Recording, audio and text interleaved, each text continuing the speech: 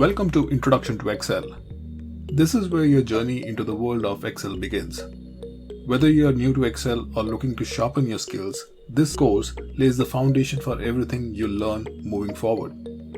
Let's start with the basics. What is Excel and why is it so widely used in the business, organization, and even in our daily lives? Microsoft Excel is one of the most powerful tools in Microsoft Office suite. At its core, it's a spreadsheet application that allows you to organize, analyze, and visualize data. But don't let the term spreadsheet fool you. Excel is far more than just rows and columns. It's a dynamic tool that adapts to the needs of professionals across countless industries. Excel has countless applications, making it a must-have skill in today's data-driven world. Here are some of its main uses. Data organization. Excel is ideal for organizing data into structured tables. Think of it as your digital filing cabinet where you can keep everything neatly sorted. Data analysis. From basic calculation to advanced analytics, Excel lets you make sense of raw data. It provides tools like formulas, pivot tables, and charts to help you uncover patterns and insight. Financial modeling and budgeting. Whether you're planning a company's annual budget or tracking your personal expenses, Excel offers templates and features to simplify financial management. Project management. Many people use Excel to plan and manage projects. With tools like Gantt chart, task tracker, and timelines, Excel is a simple yet effective project management tool. Data visualization. Communicating data effectively is crucial, and Excel makes it easy with various chart types and visualization. Whether it's a bar chart, line graph, or even a dashboard, Excel helps bring data to life.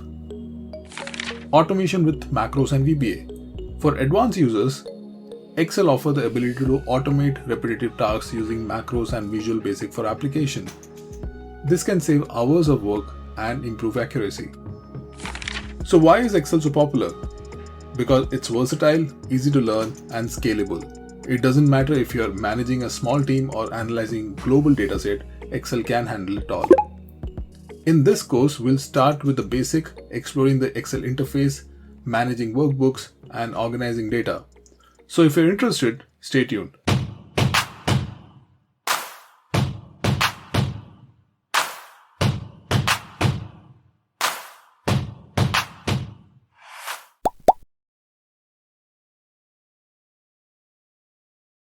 Alright, so before we begin, I'm assuming that you've already downloaded Microsoft Excel on your system and it is readily available on your system so that we can start using it. Now, in case you don't have Excel downloaded on your system, then I would suggest that you do it right now.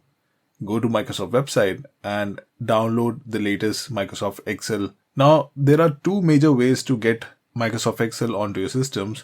The first one is to buy the Office suite of softwares that Microsoft offers. And the second option is Office 365, which is a subscription model of Microsoft. Now, personally, I do not like monthly subscriptions. So what I did is I bought the lifetime license of Microsoft Office 2021. Now, you're free to choose any of these options, but once you have done that, you should have Excel on your system. In order to open Excel, what you can do is just click on this search bar here and write Excel. You should see the Excel application on top. Click there. And this is the first window that you see when you open a blank Excel file. Now, on the first page, you'll be greeted with a couple of options. So you can either create a blank workbook. Now, by the way, workbook is the file that we create in Excel. So every file that we create using Excel is known as a workbook. Then it shows you a couple of tutorials for covering multiple features of Excel like formulas, Power Query, pivot tables, and etc. And then there are certain templates which Excel offers, which you can use directly to create very specific reports, like for example, personal monthly budget or academic year calendar or monthly company budget and all those things, right? We have a whole lot of templates here to meet your certain requirements. And at the bottom, you'll see the recent section This is just the recent files that you have opened using Microsoft Excel. So Excel remembers what you have opened, and in case you want to revisit them, you can just click on them and it will open that file. Now, in case you want to see which version of Excel you're currently using, it's very simple. You can just click on this account section here, and this will show you exactly the version which you are currently using. Like for example, I'm using Office Professional Plus 2021. And this particular package contains all these applications that you see, which includes Microsoft Excel here. Now, going back to home, what we will do is we'll first create a blank workbook. We will not use any template for now. We're just going to click on this blank workbook, and that will open up a blank Excel workbook file. Now, as I said before, every file that we create using Excel is a workbook. Now, I want to save this workbook on my system so that I can access it at a later stage. So what I will do is I'll just click on File. I'm going to click on Save As, click on Browse, and browse the location where you want to save your file, and then give it a name. Once you've given a name, just click on Save. This will save this file onto the location that you have specified in the Browse section. So if I just close this file, I place this file on my desktop, and here it is. So if I just double click on this file, it will open up that file. And while you're saving a workbook, you have an option to save it in other formats as well. So let me quickly show you. In this, you see Save As type as Excel workbook. But then when you open up this drop down, you see that there are a whole lot of options available to you. For example, you can save it as a CSV file. You can save it as a PDF file, web page, or you can save it as an XML data. So there are a lot of options here which you can utilize, but we are good with Excel workbook right now, which will give it an extension of .xlsx.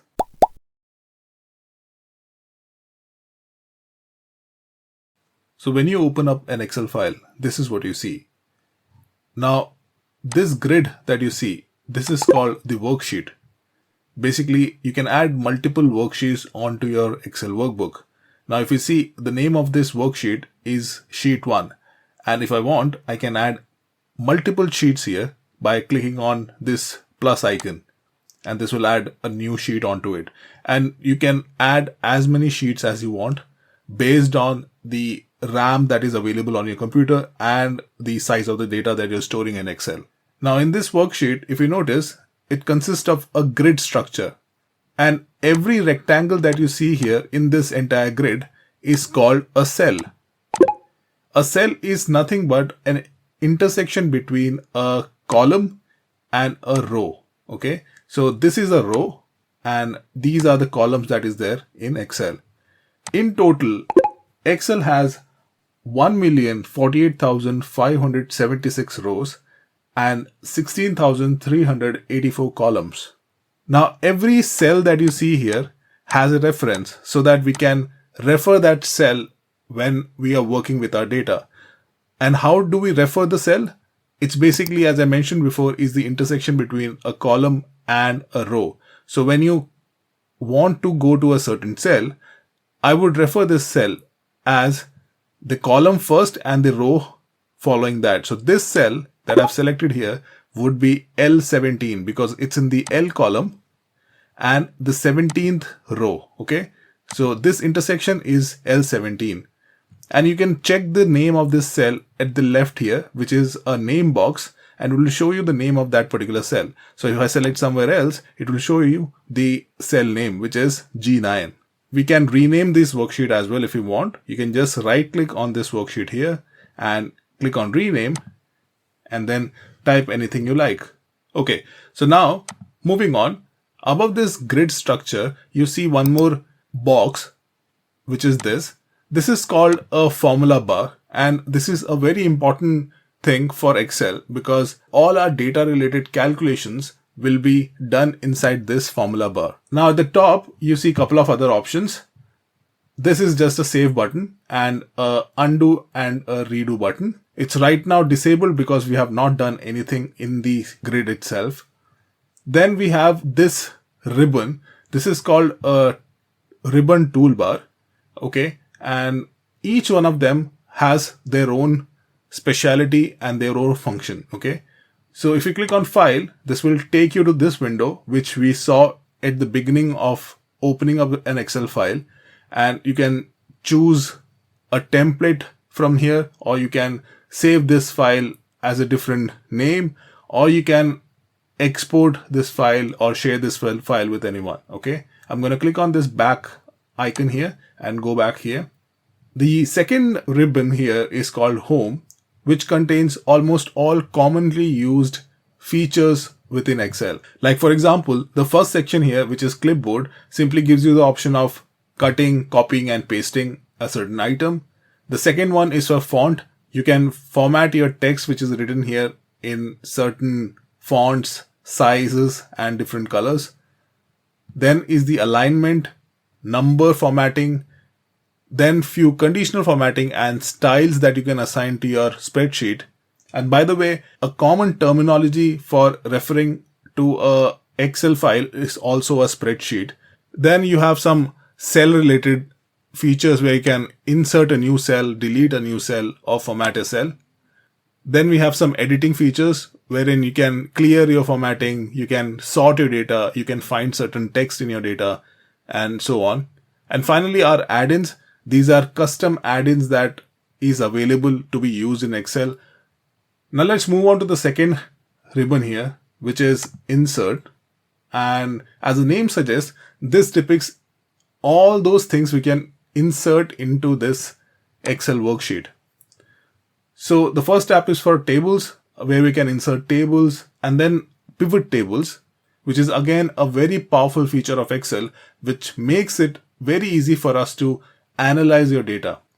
Second tab is illustrations, which gives you the ability to insert shapes, pictures, icons into your worksheet. Then is charts. As the name suggests, you can insert multiple charts onto your Excel file to create your dashboards or reports. Spark lines is something which you can insert inside a specific cell for visualizing your data. Filters enables you to create filters and slices onto your data. Links gives you an option to link a certain web page or a place in a document inside a certain text that you've written or a shape you have inserted. Then are some text related features like text boxes, headers, footers. And finally symbols. These are mathematical symbols that you can insert in your Excel file. The third ribbon is Draw.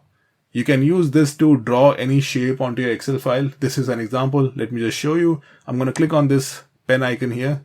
And then I'm going to draw something.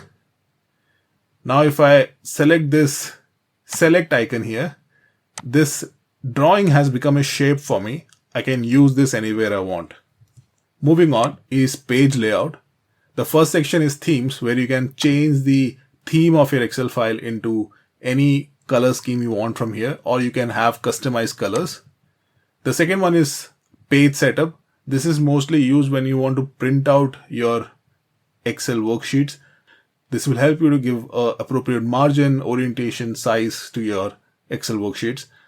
Finally is arrange section, where you can, arrange your shapes or your objects one after the other based on this, or you can even align your objects.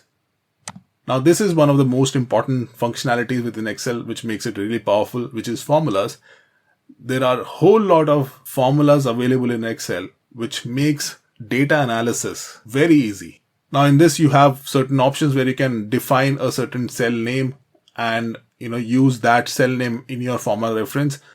You have certain formula auditing features where you can check errors in your formulas, and you can also trace the precedence and dependence of your certain formulas. Finally, you have a calculation window wherein you can opt in and say to Excel that don't calculate my formula automatically, I want to do it manually. Or you can calculate those formulas when you click on this calculate now feature. This helps reduce the load that you put on Excel. At times when your workbook is really heavy, you might want to turn off your formulas so that you can just complete your work and then click on calculate now, so that you can calculate the entire sheet at once instead of calculating everything again and again when you're working on something. Then is the data tab, wherein you can import data onto your Excel files, and you can import a range of data into Excel like a CSV from web, from another Excel file, or from SQL Server databases. And there are so many options here, you would find that most of your data requirements can be achieved just by using this feature. Again, this contains a couple of other features like query connections, where you can gauge the queries and connections that you create with other data sources. You can sort and filter your data from here.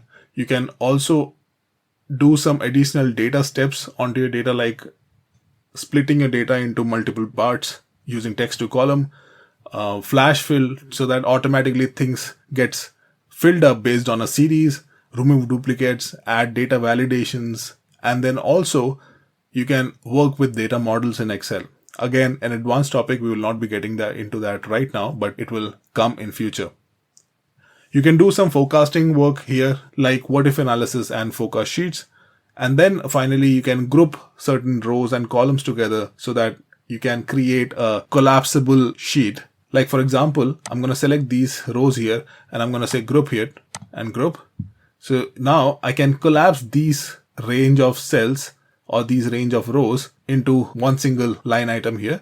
And then I can give the option to the user, they want to expand it or collapse it, which makes your report more compact and readable. You can also ungroup what we've done and it will ungroup the entire cell range. All right, then comes the review section. This is basically a couple of proofing options like spell checking, thesaurus, and then you have certain options for adding a new comment. And finally, you have an option to protect your workbook in case you don't want any unauthorized usage of your workbooks. So if you want only a certain people to read your workbook, you can protect the workbook, add a password to it, and then share the password with only those people who you want to open this Excel and read it. Okay. Then is the view option, wherein you can add page breaks to your Excel file. Again, might be useful when you're printing stuff, but in normal usage, I think we would not be using this much. There's an option to turn off your grid lines. You can just click here and all the grid is gone here. You can turn off your formula bar and the formula bar will be gone. And you can also turn off the heading here, and the column heading and row heading will also go. Then is the zoom option. You can zoom your Excel file. And this zoom option is also there at the bottom as well. You can just zoom in from here and zoom out from here. Then you can freeze your panes. For example, you want this top row to be always visible when you are scrolling down in an Excel. You can do that. So what you can do is you can click on this freeze top row button here. And then you scroll down, you'll see that only row number 1 is frozen and remaining rows are getting scrolled here. This is useful when you have a column header here and then you don't want the column header to scroll up, so that it's always visible while user is interacting with your report. You can undo this by clicking on unfreeze panes and it will go back to normal. Finally, you have this macros option. This is an automation feature of Excel.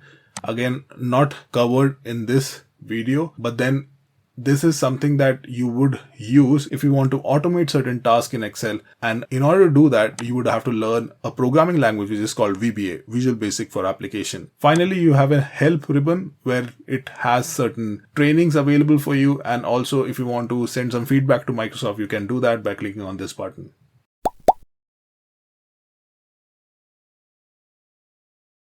Alright, so now let's just focus on a fundamental skill, which is entering a data into your Excel file and then formatting it so that it's visually clear for the user and consistent. So in order for you to enter a data into Excel manually, it's very simple. You click on any cell you want. Right now I have selected this A1. You can select any cell as per your choosing. And then when you selected a cell, you start entering the data using a keyboard. So the first column I would want is a serial number. A second column that I want in my data is country. Third one that I want is sales. And if you notice, when I input any value in this and press enter, that value gets stored in that particular cell.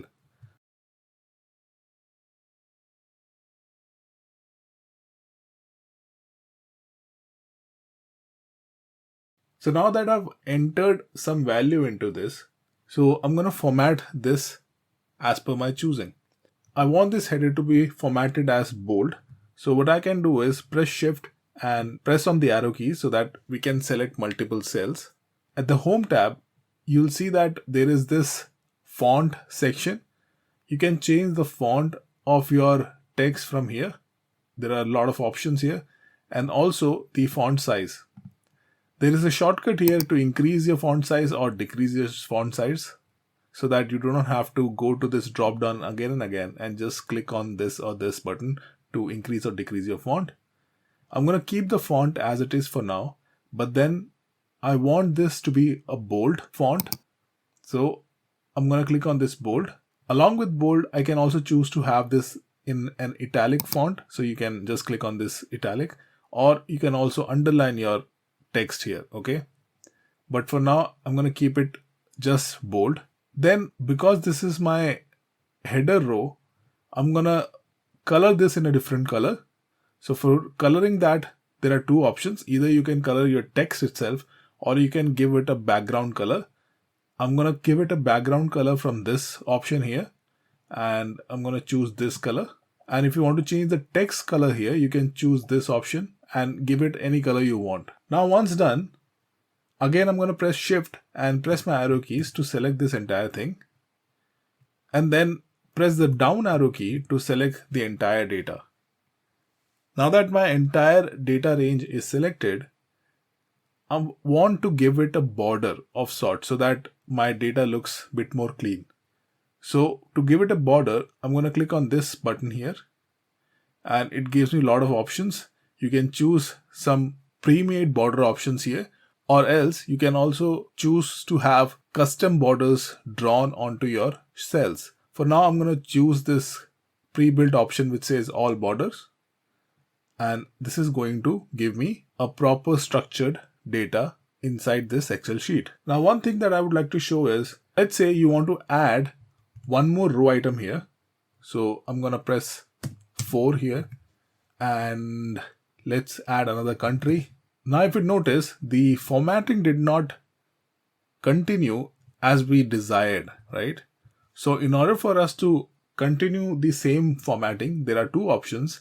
Either you select that cell and press on this all border again so that it applies the same formatting on this last row. Else, what you can do is you can also copy paste a formatting from a certain cell and paste it onto multiple cells. Okay. So for example, I can just select this, click on this format painter, and then press your mouse button, drag it across and leave. This will copy paste the formatting from the earlier cell or range of cells. Also, if I enter a big value here, let's say like this, you would notice that part of the value is not visible in your cell. That is because you have already set a fixed width for your column here, and in that fixed width for this particular font, only this much text is visible. But then if you look up in the formula bar, you'll see the entire text written here. Okay. And in order for you to see the entire text in this grid itself, what you can do is you can just drag this column like this, or you can just double click on this and it will automatically adjust the width according to the maximum length of characters that your text has. I'm going to change this back to China again and double click this column here. This will automatically adjust the width again. Now let's say I manually increase the size of the column here, and I want the header to be aligned at the center. So right now the headers are aligned at the left hand side. I want the header to be aligned at the center. So in order for me to do that, there is an option for that, and it is inside the alignment section. So you can just click on this center align here, and everything will be aligned in the center.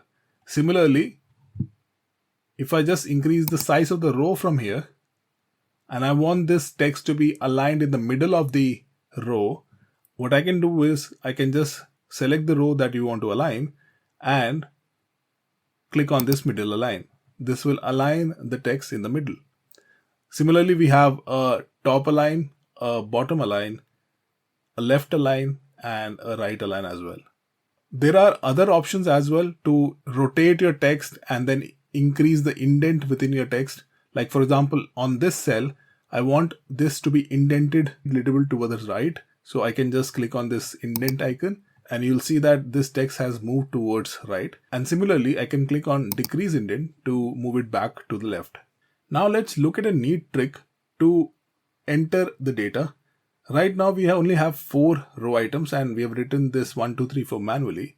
But what if you had 100 items to enter? It would be a tedious task to just enter 1 to 100 manually. Instead, what you can do is enter few values in the series. So like for example, here I have already entered 1, 2, 3 and 4. And once you have entered couple of numbers in the series, and remember entering couple of numbers is important to apply this method. Otherwise, Excel will not be able to identify what you want to achieve. Okay.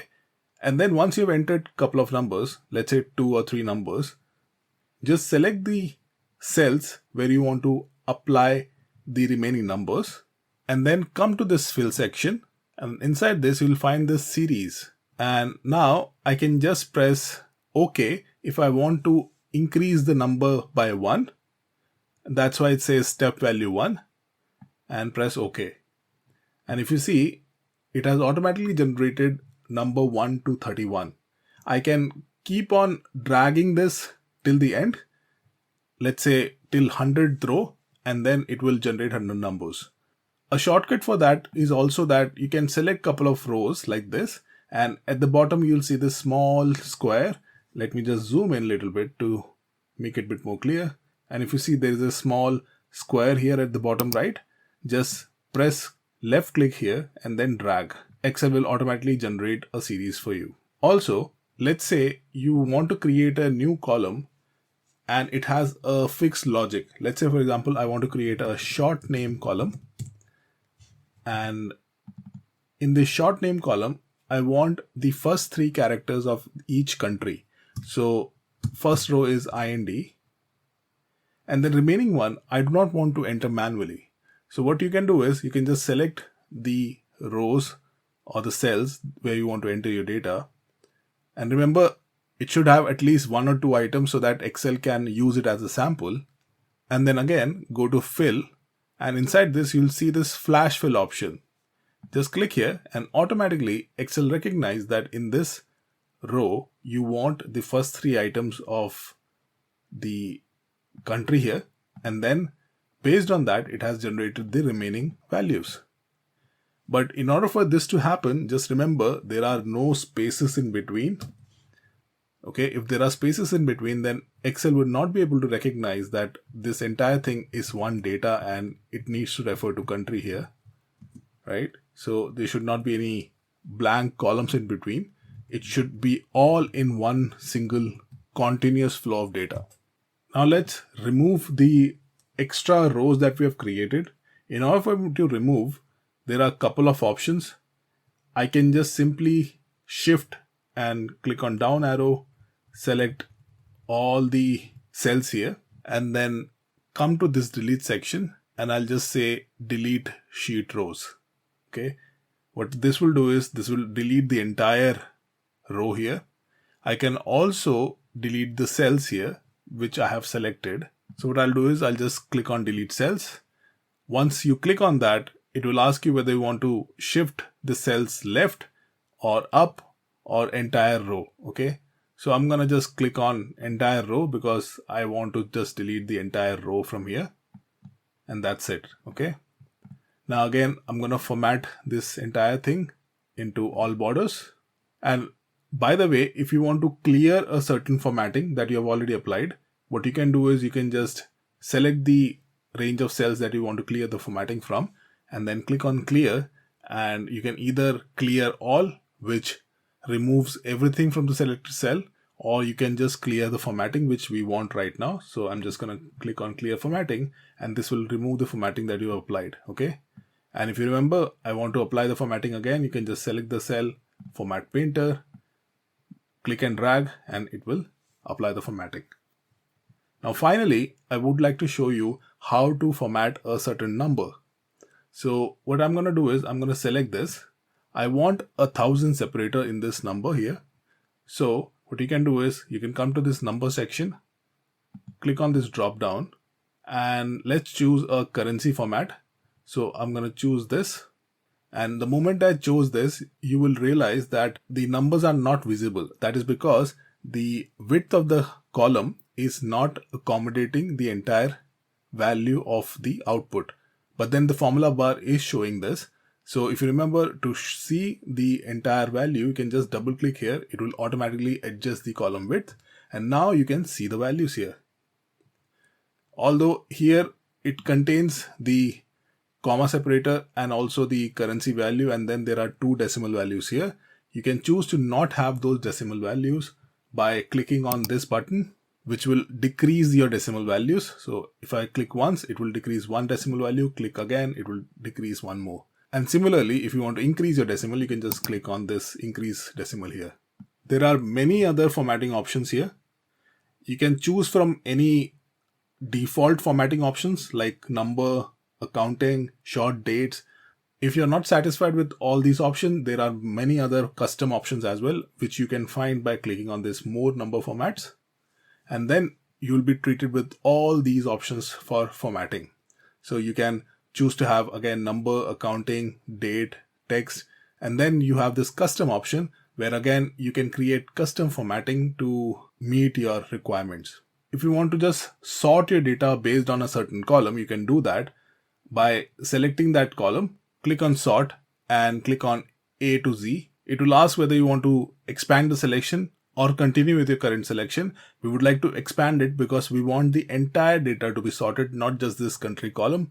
So I'm going to select this expand the selection and then press sort.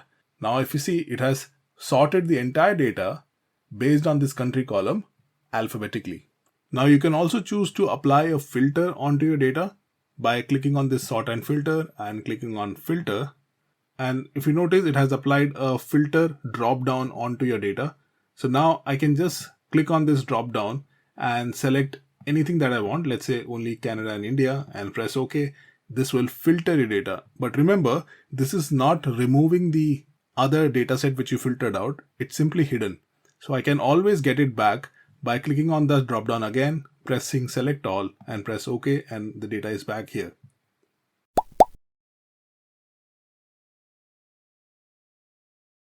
Alright, so now let's talk about conditional formatting. Up until now, we have seen the formatting of values that we did, which is a manual formatting, wherein we were assigning certain formats to a cell or a range of cells using the options that are given here and doing them manually, right? But what if you can format a certain cell based on a condition? That would be really powerful. For example, let's say you want to identify in these range of values that wherever we have a value greater than 3000, I want to color them as red. That way, if you have, let's say, a huge data, you would not have to manually filter your data, color it separately, and show the results. In order for you to achieve this, there is a very good option available in Excel, which is called conditional formatting. Now, the option that I'm talking about is right here at the top in the home ribbon itself.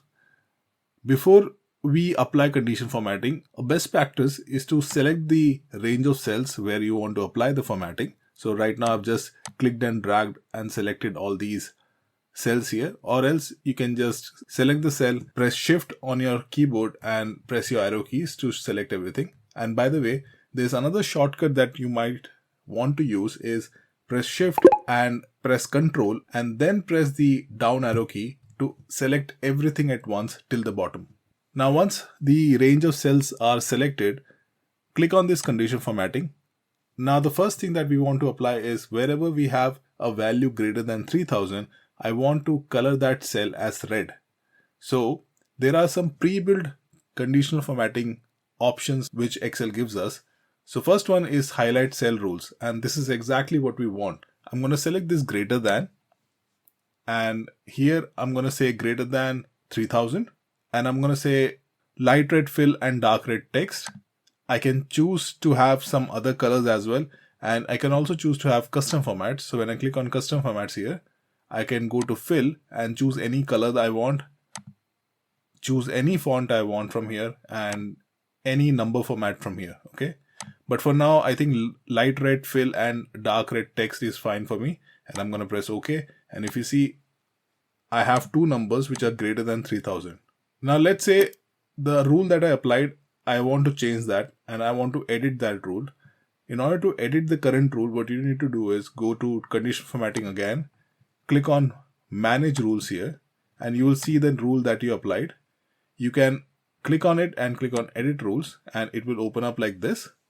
And if you see at the bottom, it says cell value greater than equal to 3000. Now in this, instead of this greater than, let's choose greater than or equal to and press OK. Now if you see, the condition formatting has applied the formatting on this row as well, because now we are saying greater than or equal to 3000, right? So this also gets included in that condition. Let's see some other options here. In the highlight cell rules, you have less than, between, equal to, text that contains a date occurring. So you can choose a certain date if you have dates in your data, and then duplicate values. Okay. Now this duplicate value thing is very important and often used in your data analysis purposes. So let's say I enter another data here, and to enter, I'm just gonna copy paste this entire thing. To copy, you can just select the cell, press Ctrl C, and so I'll just say Ctrl V here, and it will paste the entire thing. Now I'm gonna select the country column here, the range of cell, and in the condition formatting, I'm gonna go to highlight cell rules and click on duplicate values. Let's select it as yellow fill with dark yellow text and press OK. Now if you see, it has identified that India was repeated twice in your entire data. Also, you have a couple of other options. You can choose to have a top bottom rule wherein you can identify top 10 items in your data, top 10 percentages, bottom 10 percentages, above average and below average. Now let's remove the earlier condition formatting that we applied, which is on this. So select the cells here and click on condition formatting. In this, you'll find this option which is called clear rules, and it will ask whether you want to clear the rule from selected cells or from the entire sheet.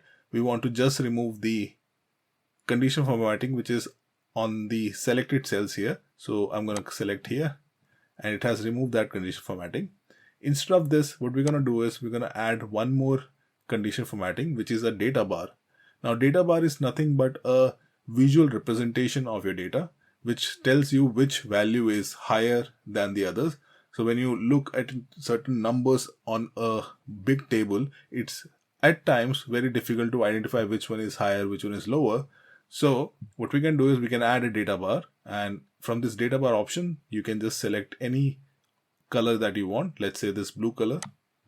And now I can see that I have this 5000, 5000, and then 4000, which is clearly the bigger numbers. And then you have the least amount of number, which is this 1000. Again, I'm going to select this, go to condition formatting. You can also choose to have color scales, wherein it will apply gradient rules here. So I'm going to clear the rule first so that you can see what's happening. Color scales, and then apply a color gradient to the range of cells based on red, amber, and green. You can also choose to have icon sets, although icon does not make sense on this number data, but this might be helpful when you have a score of high, low, which can be represented using these arrows or traffic light icons here. Now, instead of using all these predefined rules, you can also set your custom rules. In order to do that, you can just choose this new rule button here, and inside this you can choose any rule that you want. And from the top, if you read format all cells based on their values, in this you'll see that you have a 2 color scale or 3 color scale or data bar or icon set, and then based on the highest to lowest value, it will apply this color gradient to your entire range of cell.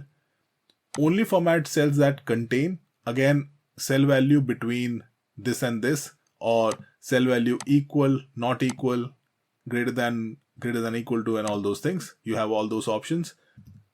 Cell value equal to 3000, and then choose a specific format. So I'm going to format this as, let's say, fill orange and font color as white. and press OK and OK.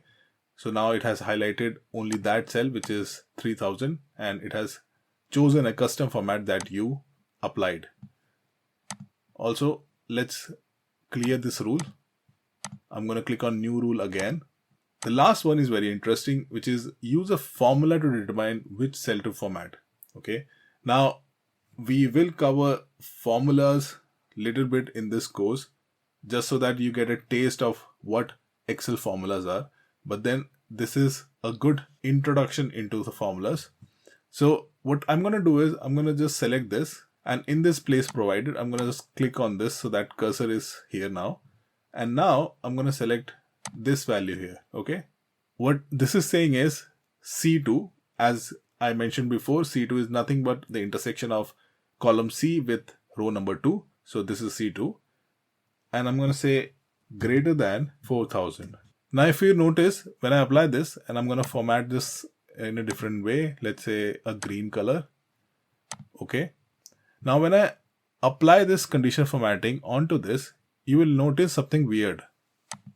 If you see, everything has been formatted in green, which is not the correct formatting we wanted. So what happened? So let's select this conditional formatting again and click on Manage Rules.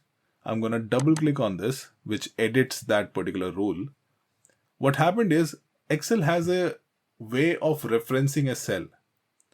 Now what Excel right now doing is an absolute reference of this cell, which is C2. What we want is when we apply that conditional formatting, it should apply the formatting across the entire range, not just on one cell. So in order to do that, you can just simply remove this $sign so that when the formatting gets applied on column C and moves down from one cell to another in this entire range, the cell moves from 2 to 3, then 4, then 5, and then 6. So for that to happen, you need to remove the $sign before that row number here. And don't worry, I'll explain the cell references in detail when we cover Excel formulas in this course. Now if I press OK, the formatting works perfectly, and you see that it is now formatting everything which is greater than 4000.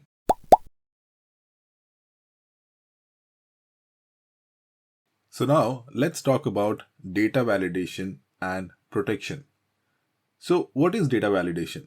Basically, it's an ability that you receive from Excel where you can restrict the user from entering certain values, or you can give the user an option to enter a specific value of your choosing.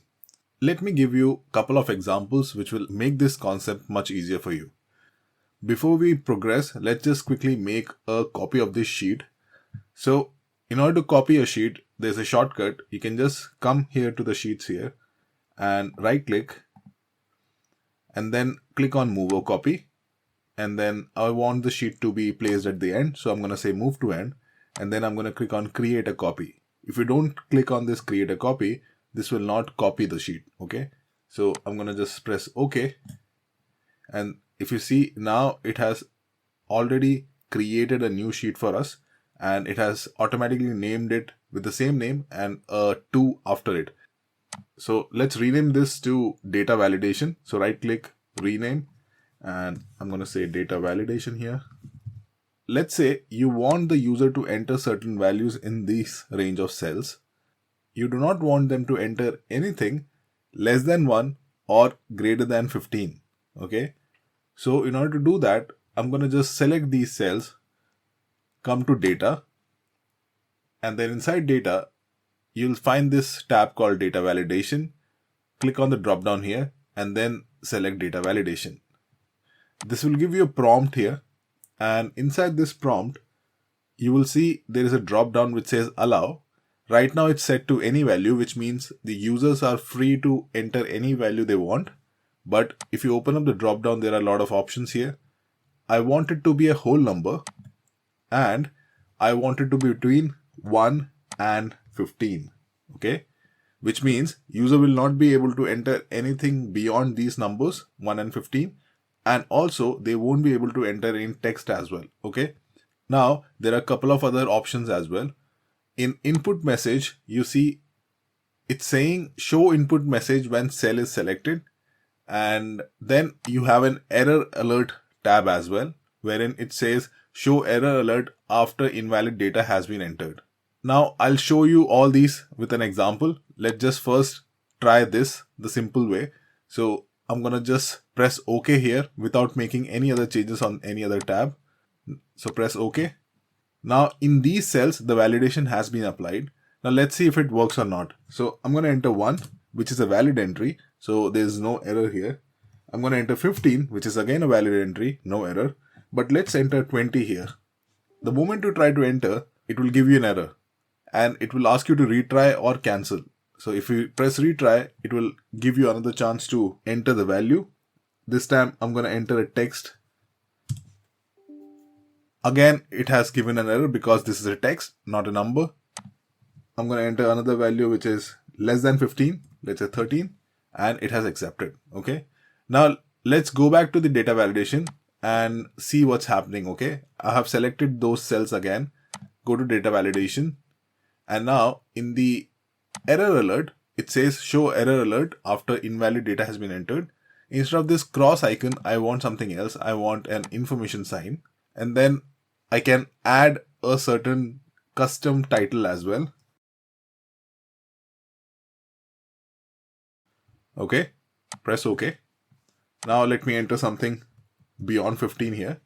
And now it has given a different kind of a message which says this space is only for number 1 to 15. Exactly what I have written inside that error message. I'm going to press cancel. Again, select these cells, go to data validation, and let's go to this input message. Now this says show input message when cell is selected. So let's say hello and then world. So the title is hello and the input message is world. And I'm going to press OK. Now, whenever a user comes in and select the cells where you applied the validation like this, it will show this prompt here. Okay, so this can be used as a tooltip kind of a thing where you can intimate the user what you're expecting in that particular cell as a value. All right, moving on. Now, inside data validation, we have two more options. First one is circle invalid data. Okay, so now I'm gonna select a different range of cells now. And before selecting, I'll also enter the data inside those cell ranges. Again, I'm gonna select these cells now and apply a data validation, whole number, same condition 1 to 15, press OK. Now, because the values are already there, it will not give you an error because the values are already there before you applied your data validation. Instead, in order for you to identify the error values, there's an option which is called circle invalid data. Now, what we'll do is I'll just click on this circle invalid data and then Excel will automatically circle the values where the entry is invalid. You can always select these cells again and click on data validation and clear validation circle here to remove those circles. There is another very interesting use case in data validation which usually everyone uses when creating reports is a list data validation. Okay, so I'm going to select data validation here and then inside this drop down of any value, I'll choose list here. In this, you have an option to select the source. Basically, you're providing a source of values to this list and then that list will be showcased inside a drop down within the cell. You'll see this in action just in a moment. So in the source, what I'll do is I'll just select these countries and press OK. Now, when user selects on this cell, a small drop down appears in that cell. And then when someone clicks on that drop down, they will be seeing the list of items that you selected in the range of data validation. Now remember, while doing this, if you select a range where there are duplicate values, so now I have selected cell B2 to B6, which is from Canada till the end here, and press OK, then that duplicate value will also be appearing in your drop down list. Okay, so be very mindful of that. There are many techniques where you can avoid this and create very interactive drop downs with data validations, but that's an advanced topic. I would not be covering that in this course. However, for now, what you can do is while creating your list, you can just make sure there are no duplicate values so that you do not get those values or get those duplicate values inside the list. A final thing that I would like to show you in data validation is go to data validation and now click on custom, and here is where you can apply a formula inside data validation. Similar to the conditional formatting bit that we saw, you can apply a formula here. Okay. Now the formula that you enter here should return a value of true or false. That's the criteria. Let's say this value is greater than 5 and press OK. I'm going to enter 1 and it's going to give me an error. Let's enter a value which is greater than 5. I'm going to enter 7 and it's going to accept that. Now at the end, you can also choose to remove your data validation from a certain cell. In order to do that, select the cell or range of cells where you want to remove the validation from. So I have selected this cell right now and click on data validation, and then click on clear all and press OK. Now if you see, I can enter any value here. Validation is not there, but all the other cells here still contains that data validation. Now let's talk about protection of your data. With validation, you can restrict the user from entering certain data into the cell. But what if you want to avoid unauthorized access into your workbook? So in order to do that, you can just click on review, and then inside review, you'll have two options. First one is protect sheet and second one is protect workbook. So if I just click on protect sheet, I can enter a password onto this. I'm going to tell you the password. It's ABC123. So if you read through, it says allow all users of this worksheet to select locked cells, select unlocked cells, but then all the remaining ones, they would not be able to do. Okay. So which means if I protect this right now, I'm re-entering that password ABC123. Now I will be able to select cells here and read the values like this. Okay. But then if I try to enter a new value here, it will instantly give you an error saying this cell or chart you're trying to change is a protected sheet. To make a change, unprotect the sheet, you might be requested to enter a password. I'm going to press OK. And then if you know the password, obviously, that means you are the authorized user of this worksheet. So you can just click on unprotect sheet, enter the password ABC123, and the sheet is now unlocked. And now you will be able to enter any value here. Similarly, you can also protect the entire workbook. So click on protect workbook, enter a password ABC123, and I'm just choosing a very simple password. Don't use ABC123 in your data. It can be easily guessed, right? So don't do that. Now I have protected this workbook. Now what protecting the workbook does is it prevents others from making structural changes to your workbook, such as moving, deleting, or adding sheets. Okay. So now if you see, this plus icon is disabled. Okay. I would not be able to move or copy this sheet anywhere because all these options are disabled. I can just click on protect workbook again to unprotect the workbook. I'll enter the password. And now I will be able to add a sheet. I will be able to delete a sheet, and then I will also be able to move, copy, rename, or insert anything into this.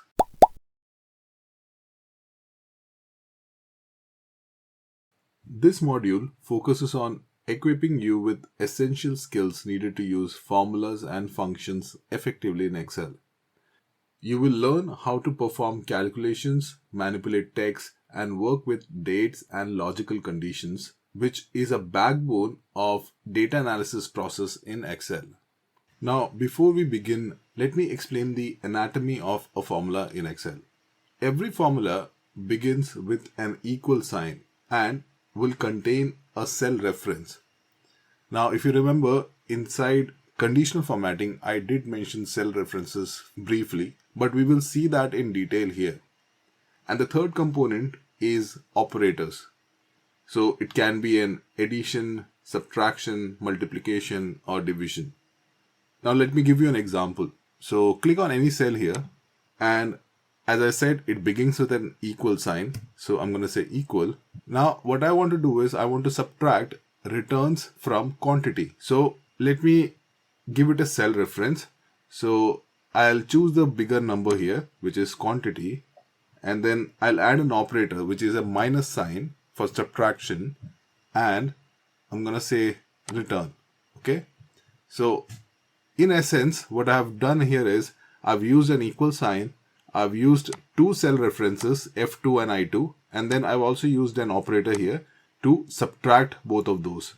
And when I enter this, this will show me a value of 27, which is actually the difference between the quantity and returns. Similarly, I can add two numbers. So I'm going to say equal. I want to add K2 with the returns, which is I2, and this will give me 34. Similarly, I can also multiply. So equal to cell reference quantity multiplied by price per unit, and this will give me 2765, which is nothing but a multiplication between these two numbers. Similarly, I can also divide. So if you say equal to this divided by quantity, which will give me price per unit again. And for division, we use /. Now, because we are talking about cell references, it is important to talk about different type of references that we can have in a cell. So again, if you recall the conditional formatting section, I told you about relative references and absolute references. In essence, we have three different references in Excel when you're referring to a cell. First one is relative, second is absolute, and third one is mixed references. So what does all these mean? So let's say in this, I say equal to this, which is just giving the value that we have in I2. So I'm saying equal to I2. Now this reference that I've given is a relative reference. Why I'm saying that is because if I change the cell, so let's say for example, I copy this cell here and I paste it down, then that reference automatically changes to I3.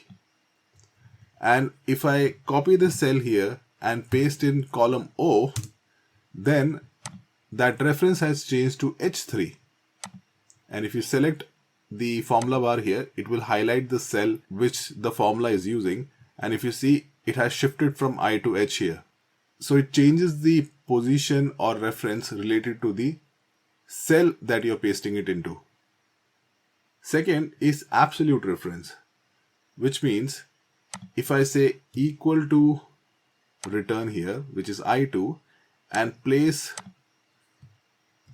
$sign before I and before 2, I am making this a absolute reference, which means even if I drag it down,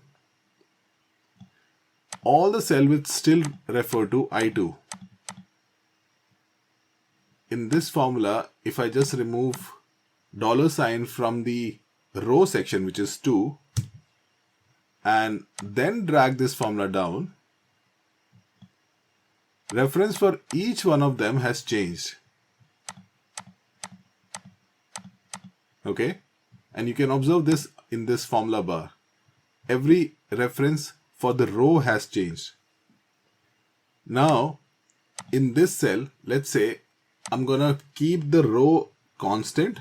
So you make the row constant by putting the $sign in front of the row, but I want the column to be relative. So I'm gonna remove the $sign from the column, and now I'm going to drag this here like this. Now if you see, in this case, the reference for row remained the same. Okay, and let me give you an example here. I'm going to drag it here and let's drag it like this. If you see, reference for row remain the same in all the cells. So every cell formula says 22 because we had a $sign in front of row.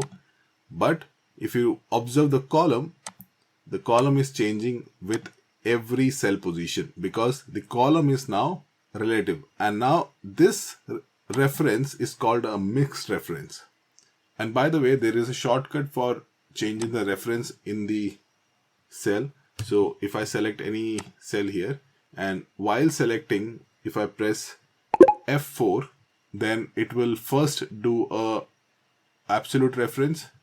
F4 again, it will do a mixed reference where it has removed the dollar sign from the I column. Again, F4, it removes the dollar sign from row and put it in front of the column. And then it's back to relative reference.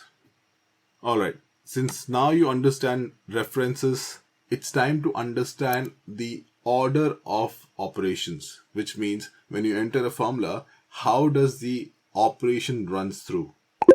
And the order is parenthesis, which means brackets, then exponents, which means power of something, then multiplication or division, and finally addition or subtraction.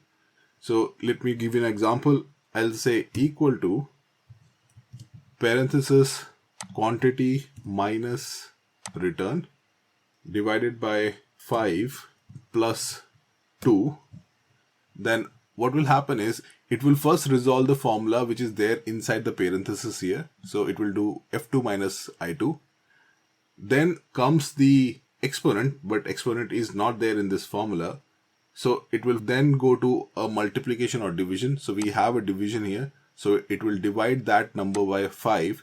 And finally, it will add 2 to it. Okay. So if I enter, it's giving me 7.4. And if you want to just check if that's correct or not, we can split the formula. So I'm going to just do F2 minus I2 first. So equal to F2 minus I2, which give me 27. Then we have a division by 5. So I'm going to say this divided by 5. And then lastly, this formula said plus 2. So I'm going to say this plus 2. And this gives me 7.4, which is exactly the same as this one. Now let's look at few errors which can happen while you enter a formula. There are majorly 3 types of errors. First one is a division error, which usually happens when you divide a number by 0. So I'm going to say this divided by 0, then that will give me a division error like this. Second one is a reference error. So let's say you have few values here like this, and in this you write this plus this, and then you deleted this entire column here. So which means Excel will not be able to resolve your formula because you have already deleted the entire column which was there in the formula. That will give an reference error. So if you see this formula here, it says M2, which is okay, but then it says hash ref because the next column which was earlier there has been deleted. And finally is a name error. That usually happens when you write a function which is not recognized within Excel. So if I just write equal to YouTube, that's not a function. So it will give me a name error. Now, how do you deal with error? Now, Excel gives a very useful function to deal with your errors. What you can do is you can write an if error formula. So for example, I'm going to simply divide the sales amount by price per unit. And because this was using a cell reference, the data might have changed and the new data might have 0 here. So that will give you a division error.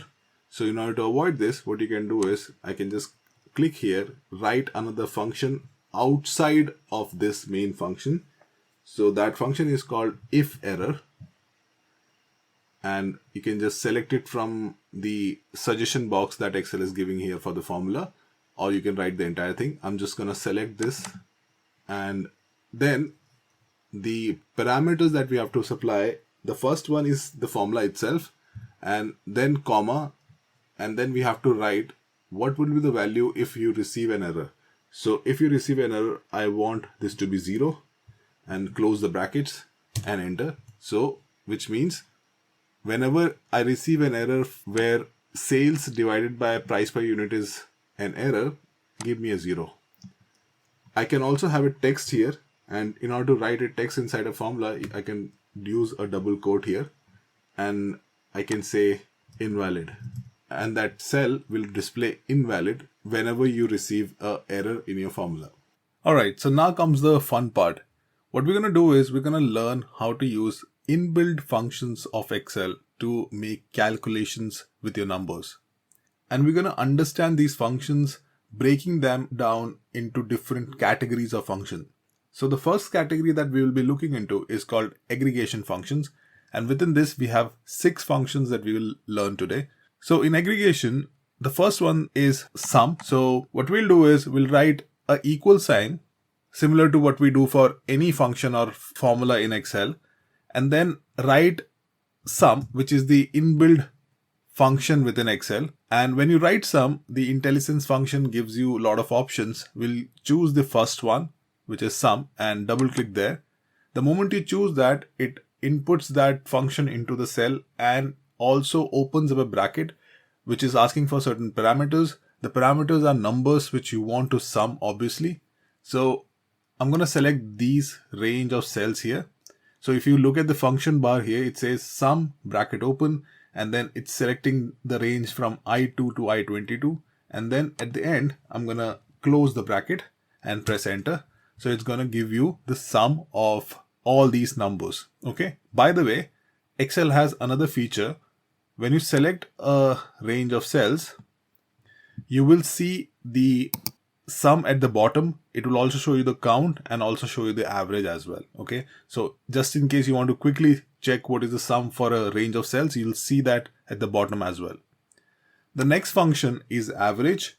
So you write equal to average, double click, and then select your numbers and close the bracket, and it will give you an average. And in case you don't want so many decimal values, you can always reduce or increase your decimal by clicking on these buttons, increase or decrease decimals.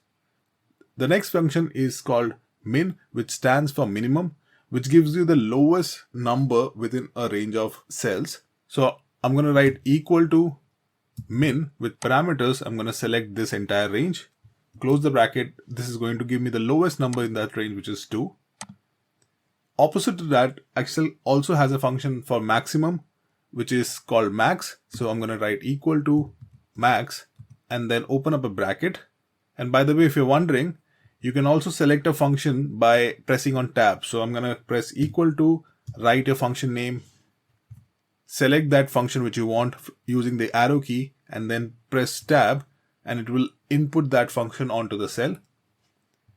I'm going to select this range here, close the bracket, and it's showing me the maximum value in that range, which is 10. Now comes count, and if I press equal to count, what it does is it counts the number of cells in a range that contains numbers. It will not count any text value. And Excel has a very beautiful way of explaining this, because whenever you select a function, it also gives you a tooltip kind of a stuff, which gives you a brief description of that particular function. Like for this, it is showing you what exactly it does. It says count the number of cells in a range that contains number. So this is a great help for beginners to understand what a function is doing. So I'm going to double click here and select this range and 21. Now let me show you one more thing. Because this is only counting numbers, I'm going to replace the range with a different range. So I'm going to write count again. And this time I'm going to select this range. So if you see, I have selected 5 columns here, but the count will give me 4 because one of them is a cell which contains text value. So it's giving me 4. The next function is count A. And again, you can see what it does. It says count the number of cells in a range that are not empty. So I'm going to select this, and let's select this entire range. And right now I'm selecting 11 cells here. And if you want to just quickly see how many rows or columns you have selected, you can just see that just below your cursor, you'll see that there's a tooltip there which says 1 row and 11 columns. Okay, so I've selected 11 columns, and ideally, because it's a count A, they should give me only 9 because only 9 column or cell have values in them. Close the bracket and it is giving me 9 now. Perfect. So now, since you understand basic aggregation function, let's move on to the next category of functions, which is text function. In text function, we have 5 different functions that I'll be explaining today. But before moving forward, let me just hide all these columns here so that it's easier to see the formula that I'm writing just beside the actual values. So in order to do that, what we'll do is we'll just select these columns, click and drag from here. And I'm going to stop till here. And from here, I'm going to right click and click on hide. This will hide all the columns in between. You can always get it back by click the column, drag it. So now that you see, it's selected from column J till T, although these columns between J and T are hidden, but it does not matter. You just selected them and right click and click on unhide. Okay, that will unhide all the columns. So the first function within text function category is concat, which stands for concatenation. So we can club multiple text values or number values together to create one single value. So in this, what I want is I want to combine order number with the country. So what I'll do is I'll write concat and then I'm going to select my first text, which is A2, comma, and then I'm going to select my second text, which is country, and close the bracket, press enter. It has combined both my order number and France. But one small tweak that I would like to do here is between the order number and the country, I want to place an underscore value here. So in order to do that, I'm going to edit this formula again, and between text 1 and text 2, I'm going to enter one more comma, and in that I'm going to place an underscore value within quotes. Because this is a string, you need to put it inside double quotes. And press enter. Now the value says 10121 underscore France. And if you remember the references that we use in formulas or functions, this is right now a relative reference. So which means if I just drag it down, it will drag the rows and columns along with it. That is very important when you're working with data.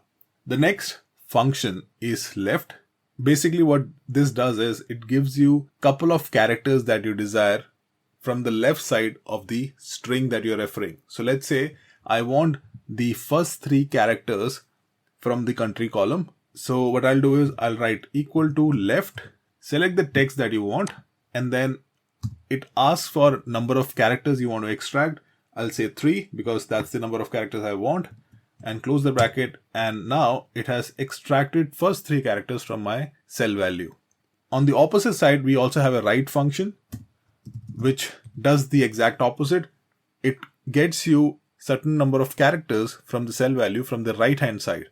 So I want the last 2 characters from the order number. So I'm going to select this, and then I'm going to say 2, and it has extracted the last 2 characters from this cell value. Now the next function is mid.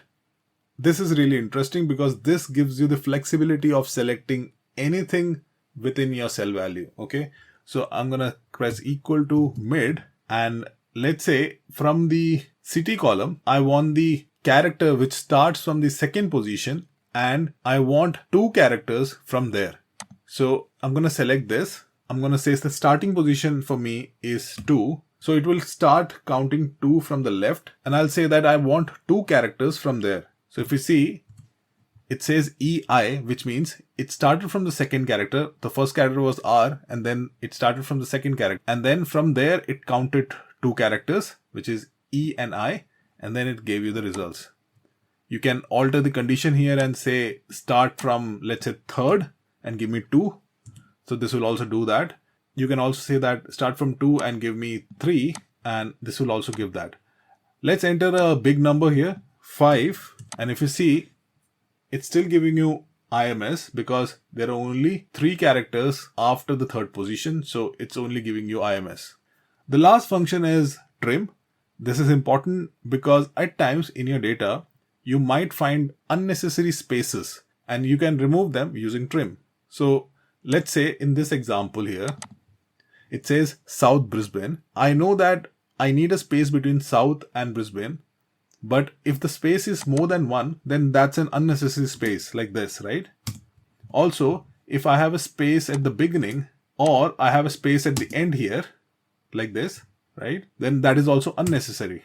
So what we can do is you can use trim, select the cell value here, and it will remove all the unnecessary spaces. Now if you see in Brisbane, we only have one space in between, which was actually required, and all the other spaces which was in the beginning or at the end has been removed. Okay, so now let's move on to the next category, which is date and time function. Now in the date and time function category, we will cover 6 different functions. The first one is today, and what it does is it gives you the current date. The next one is now, which gives you the current date and time. So I'll press enter here, and if you notice, it has given us both the date and the time along with it. The next one is day, and what this one does is it extracts the day out of a date value. So in this column we have few date values. So what we'll do is we'll extract the day from one of the dates. So I'm going to say day and open up the bracket here, and let's select this one and close the bracket, and it's saying the day is 5th, which is correct. Similar to that, we have a month function which extracts the month out of a date. So this should give us 7. And the next one is year, which gives us the year from a date. So I'm going to select this, and this will give us 2022. Now the final one is called date, and what this one does is it helps us combine multiple aspects of a date together to form a full date. So in order to form a full date, we would need day, month, and year, right? So we can use date function to form that. And in this, we have 3 parameters, year, month, and day. I'm going to use the year which we extracted in the above cell. I'm going to use the month which we have extracted here, and same goes for the day. Close the bracket, and this will form a date for you.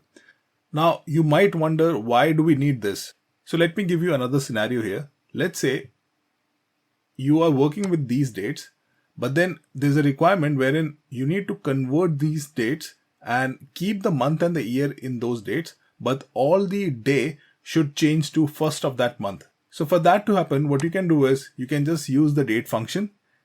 I'm going to remove the entire thing here, and the year column, I'm going to say year of this because I want the year from the same cell. I'm going to say month of this, but then for the day, I'm just going to write 1 and press enter. So this will convert this date into 1st of that month. Now there are more advanced date functions available. We will not be covering that right now, but I'll make sure that I create a separate course dedicated towards formulas, which will cover all those additional advanced functions in detail. So now the next category of functions is called logical functions. This is very interesting because this helps you create multiple conditions within your formula and apply logic within your formula. There are 3 main functions that we will cover in this. First one is called if, and this is one of the most important ones. So I'm going to write equal to if, and then it's asking for a logical test. Okay, so I'm going to say if this value is equal to France, and I'm going to write France inside double quotes because it's a string. Enter a comma to move on to the next parameter, which is value if true. So if your first logical test, which you've written here, is true, then what will happen? I want it to give me a value of 1 if it's France, and then the next parameter is what if the value is false? Then I want it to give 0. So now it has went on this cell, checked whether the value is France or not, and because it was, it has given us 1. There's another thing that you can do is, instead of giving something which is already filled up, you can choose a cell. So you can just change this cell reference from E2 to, let's say, an AF2. And by the way, if you notice what I did just now, I simply clicked and dragged on the highlighted cell here. So when you click on the formula bar, all the dependent cells get highlighted like this. So I clicked here in the formula bar and all the dependent cell of that formula gets highlighted like this. I can just click my left mouse button and drag this and leave it on any cell I want, and instantly the cell reference will change. So now it says AF3 instead of E2. Press enter, and now it says 0 because it's referring to this cell now, and there the value is blank. So as per our condition, we are saying if AF3 is equal to France, then give us 1, else 0. So it's meeting the false condition, that's why it's giving us 0. I'm going to write France here like this, and instantly the value has changed to 1. The next one is AND. This is called a logical operator. Basically what we do is we use AND to check whether certain conditions are true or false. So I'm going to write equal to AND, and inside this the parameter is asking for logical conditions that you want to check. So I want to check whether this is equal to NYC, and the second logical function that I want to check is if this greater than 10, okay, and then close the bracket. Now if you see, it has given us false because this D2 is not NYC and neither this I2 is greater than 10. But let me show you one more thing. Now instead of this 10, I'm going to write 5 here, which means the second logical function is true in this case because the number here is 7 and I'm saying I2 is greater than 5. I'm going to enter, but then it still says false here. The reason is it's an AND operator. So which means all the logical functions that are written inside AND should be true. Then only it will give you a output of true. Otherwise, it's always a false. Okay. So in that case, I'm going to just change this reference, D2 reference, to this cell. So now it's saying the first logical condition is D7 is equal to NYC, which is true, and I2 is greater than 5, which is again true. And when I enter, it's going to say true. Now let's look at the next function, which is an OR function. Now in this function also, it will ask you to give logical test, which it will perform and tell you whether it's true or false. But then the main difference between AND and OR is that in AND, all the logical functions should be true to give it an output of true. But in OR, any one of the logical functions can give you an output of true, and the final output will also be true. Okay. So in this case, let's say my first logical condition says if this is less than 5, and the second one says if this is greater than 30. So which means my first one would be false, but the second one is true, right? So when I enter this, it will give me true because it's an OR condition and one of the logical expressions is coming out to be true. So the end output will also be true. Now what we can do is you can play around with all these functions and club them together to generate some very interesting results. So let's say you want to add a condition wherein you're saying if the return is greater than 5 or the quantity is greater than 40, then give me a value of okay, else not okay. So in that case, I'm going to write an if condition here. And because it's an OR condition, I'm going to write OR. I'll say this is greater than 7, comma, this is less than 40. If any one of them is true, then give me a value of okay, else not okay. Close the bracket, and the final output says okay because one of the conditions is true. If both the conditions are false, then let me show you what happens. So instead of less than 40, I'm going to change it to less than 30, which means both the condition would be false and the end result would be not okay. Similarly, you can also have a nested if condition, which means you write an if condition, give any logical function you write using just one logical function or using AND and OR operators. So if this is greater than 8, then okay, else, in the else condition where value is false, you write another if condition and you say else if this is greater than 30, then give me okay, else give me not okay. Close both the brackets, And that way you're checking multiple conditions. So what it does is it moves from left to right. First it checks whether I2 was greater than 8 or not, which it is not. So in that case, it moves to the false condition and starts running this, which says if F2 is greater than 30, which it is, then in that case, give me an OK. And then finally, if nothing is true, then give me a not OK. So that's why finally it has given us an OK, because one of the condition is met. All right. So the final category of functions that we're going to look into is called lookup. And within this, there are three functions that we will be covering. The first one is VLOOKUP. So what it does is it gives you a output based on a lookup value. So let me just give you an example. So in this entire data, I want to check what is the sales value of order number 10174. I have this order number column and then I have this sales column. So I'm going to say equal to VLOOKUP. The lookup value here is 10174. The table array, which means the entire table where the data exists. So I'm going to select this entire table here. The column index is the column that you're trying to fetch the output from. In this case, the column index should be the index of the sales column. So you count from the very first column and you see the sales column is at the 8th column, okay, from the left. So I'm going to write 8 in the column index, and the range lookup, I want the exact match. So I'm going to select this false, which means that VLOOKUP will only find the exact matches from your lookup value. So I'm going to just close this, press enter.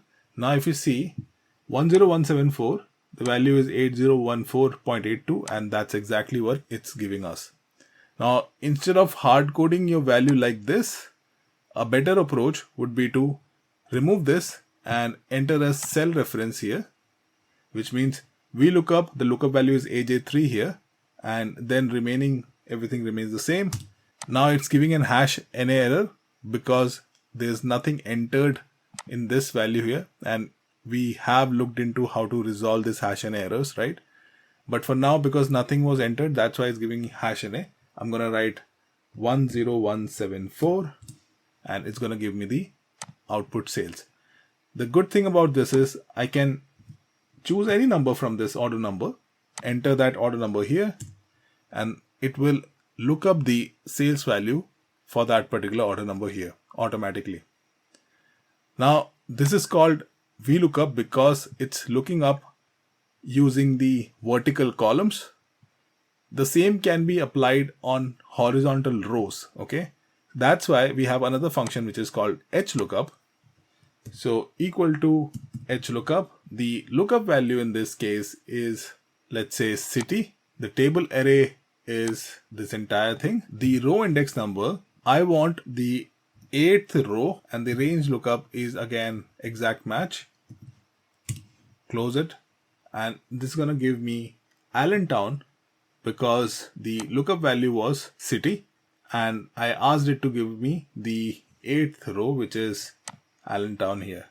Now HLOOKUPs are useful when the data is in a different format. So let me copy paste a little bit of this data here and paste it in a different format. Now if you see, I have pasted data in a way that the order numbers are stored like this now, okay? And I want to check what's the country for order number 10134. So in that case, I can use an HLOOKUP. HLOOKUP. The lookup value is AJ4, okay?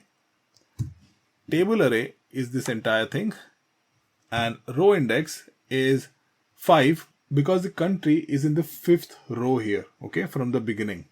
So I'm going to write 5. The range lookup is exact match and enter. Now I can enter any order number from this. So let's say 10134 and it's going to give me France. One thing to notice, or one thing to keep in mind while applying VLOOKUP and HLOOKUP, is that the lookup value should always be the first column or first row of your table. So in this VLOOKUP, if you notice, the lookup value was this order number, which is the first column in this entire table. And in HLOOKUP, again, the order number was the first row in this entire table. If I change the lookup value to, let's say, product and enter a product here, this will give me a hash and error because the beginning of the table is from A1 and not from C1.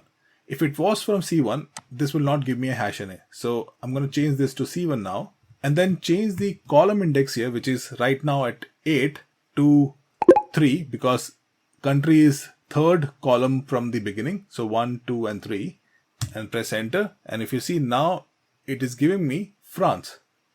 So I hope I was able to make this point clear for you because this is very important while applying VLOOKUPs.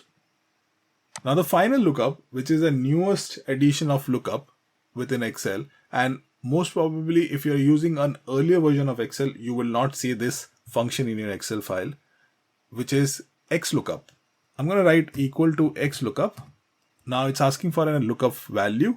So I'm going to give it this cell here. It's asking me a lookup array next. So I want to search this value inside this array or this range of cells here. The return array is I want to return, let's say, sales here. So I'm going to select the column which contains sales. It's asking if not found, what do you want? I want not found. Then the match mode, I want it to be an exact match. So I can write 0. And the search mode, it has a couple of options which was not there in VLOOKUP and HLOOKUP. It says first to last, last to first, binary search, ascending and descending order. First to last is same as VLOOKUP and HLOOKUP because this one also starts from the beginning and then comes till the end, right? But then you can also choose last to first using XLOOKUP. For now, I'm going to choose first to last. And then I'll show you another example which covers the other version as well. So I'm going to enter. Now in this case, if you notice, the output is very similar to what we got for VLOOKUP, right?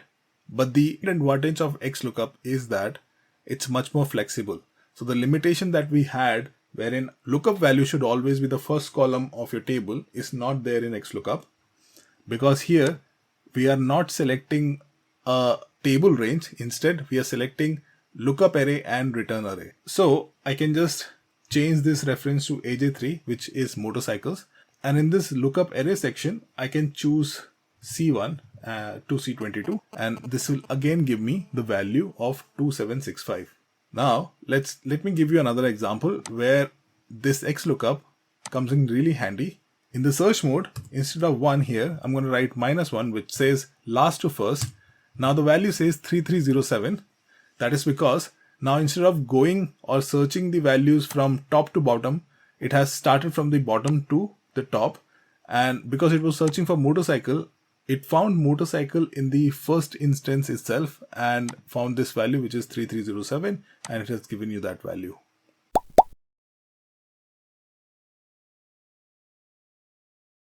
Okay, so now let's talk about tables, which are used to manage your data in a better way.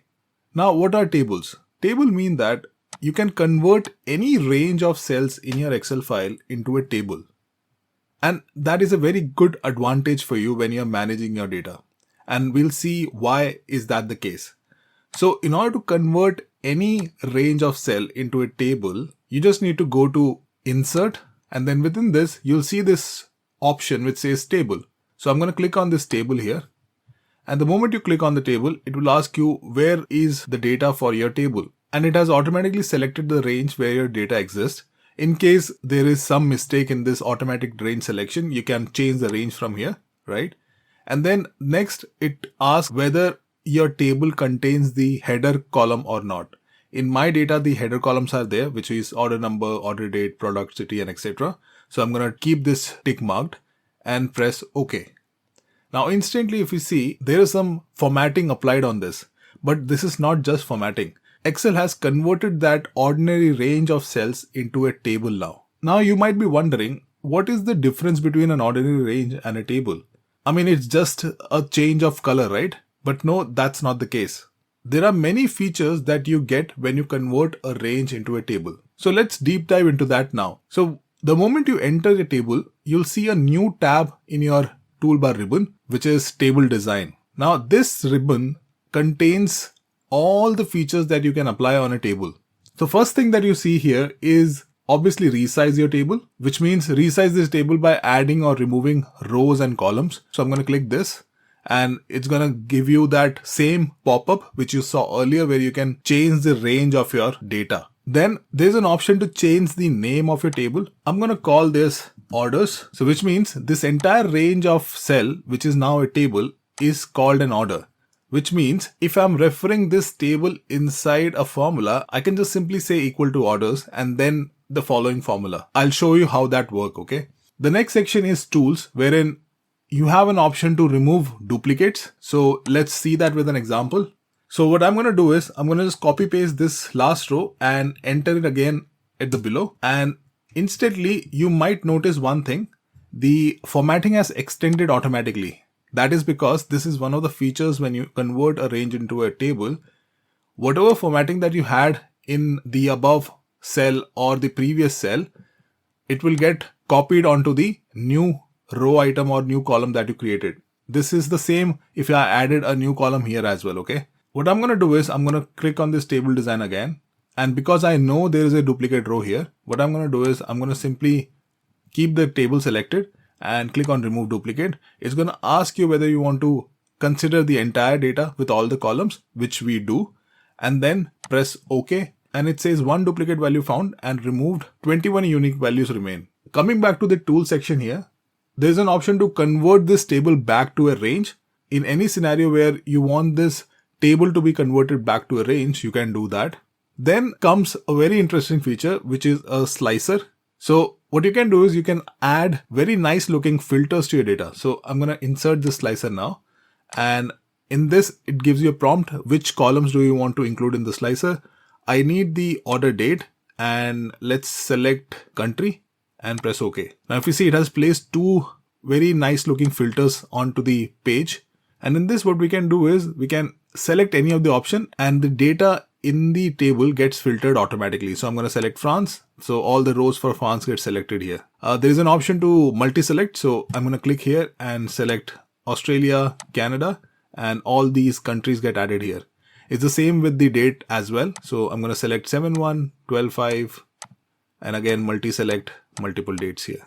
You can just click on this clear filter to clear all the filters which are applied earlier, and it would clear the entire slicer. Now, once you create a slicer, you get to see another tab here which says slicer, which has a whole range of other options.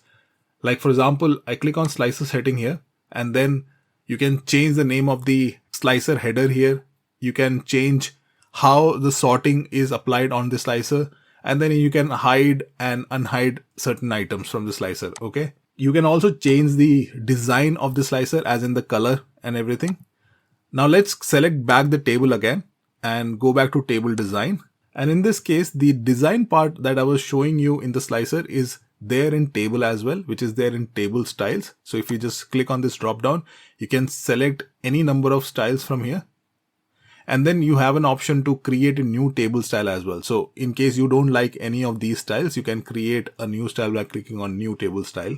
Moving on, there's this last option in this tool which says summarize with pivot table. I'm going to cover this section in the next module because we will be covering pivot table next. Now in the next section, it says external table data. So I can export this particular table into a SharePoint list. So if you have ever worked with a SharePoint, you have an option to directly export this onto a SharePoint list, which we will not be covering right now. Then comes the table style options. So in this, the header row is selected. I can just remove this and you see the header row here got removed.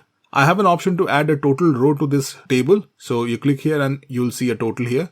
You can highlight the first column of your table like this. And similarly, you have the same option for last column. And then you have an option for selecting a banded columns. So right now, all the rows are banded, which means every alternate row is colored here. You can also turn this off and then turn on banded column. So now every alternate column is colored here. Okay. So it's a good option to have to distinguish between multiple columns or rows. Finally, you have this filter button. So if you see, table by default gives you a filter button, right? And you can filter items from here like this. and you can clear the filter like this. You can turn that filter off from the table design by clicking on this checkbox here, and the filters are gone now. So again, a feature which is available by default in a table.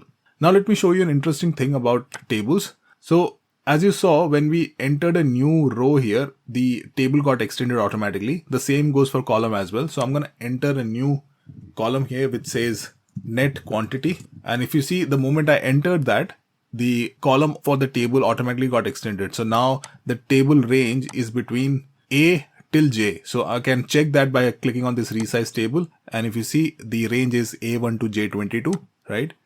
I'm going to double click here just to expand. So in this, I'm going to write a formula equal to my net quantity is quantity minus returns. So I'm going to select this quantity and I'm going to click on minus and returns. Press enter. Automatically, if you see, the formula got extended till the end. I did not drag this formula down. It got extended automatically. And the formula, if you see, it says brackets at the rate quantity, bracket close, and these are square brackets, minus returns. So this is how you manage your data in a table and use the table to refer inside a formula or use it in an outside source like SharePoint list.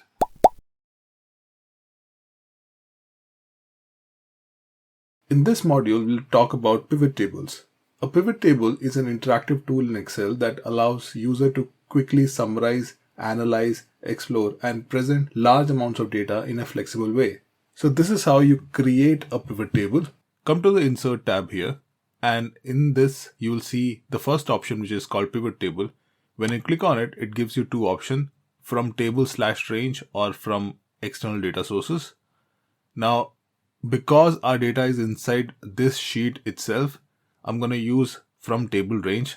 But just in case your data was in a different CSV file or a different Excel workbook or any multiple data sources that Excel support, you can choose this from external data source as well. Okay, so now I'm going to select from table range.